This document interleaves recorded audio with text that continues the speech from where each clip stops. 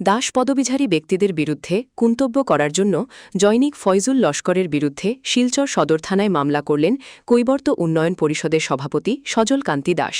তিনি বলেন, হিন্দু সম্প্রদায়ের একটি পদবিকে লক্ষ্য করে যেভাবে অশালীন ভাষায় এই ব্যক্তি মন্তব্য করেছে সোশ্যাল মিডিয়ায়, সেটা অত্যন্ত নিন্দনীয়। অবিলম্বে এই ব্যক্তিকে গ্রেপ্তার করার দাবি জানান তিনি।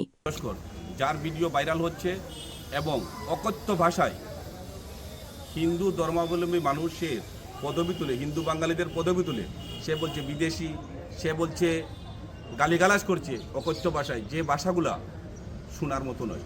এবং আমি প্রশ্ন রাখছি ইসলাম ধর্ম অবলম্বী মানুষের কাছে যে আপনারা তো এই ভিডিও নিশ্চয়ই দেখেছেন, কিন্তু দেখার পর আপনাদের এতগুলো সংগঠন থাকার পর তার বিরুদ্ধে কোনো প্রেস মিডিয়ার কাছে আইনের আশ্রয় আপনারা নেন।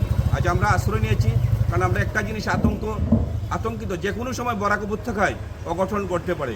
কারণ তার ভিডিওতে যেভাবে বাজে ভাষায় গালিগালাজ করেছে সে অত্যন্ত ন্যাক্কারজনক এবং সেই সব জিনিসের আমরা ধিক্কার জানাচ্ছি তার সেই মানসিকতার ফলে আজকে বরাক উপত্যকায় শান্তির দ্বীপে যে কোনো সময় সাম্প্রদায়িক দাঙ্গা হওয়ার সম্ভাবনা আছে।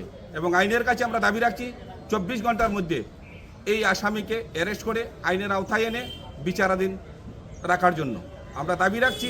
সমস্ত ইসলামধর্মী পণ্ডিত অনেক বন্ধুবান্ধব আমাদেরও আছে, ব্যবসায়িক বন্ধুরা আছে, তাদের কাছেও দাবি রাখছি যে আপনারা এটা নিয়ে আপনারা আওয়াজ তুলুন।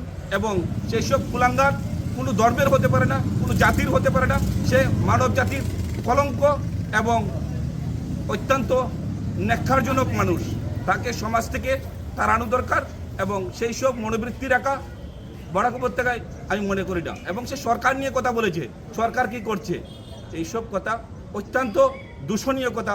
তাই সেই শয়তানকে যত দ্রুত সম্ভব আইনের আওতায় এনে বিচারের দাবি রাখছি এবং মাননীয় জেলাধিপতির কাছে আমরা দাবি রাখছি এসপি মহোদয়ের কাছে আমরা দাবি রাখছি, মাননীয় মন্ত্রীদের কাছে আপনারা এই জিনিসটা দেখুন এবং অতি সত্বরকে অ্যারেস্ট করার দাবি রাখছি। ধন্যবাদ।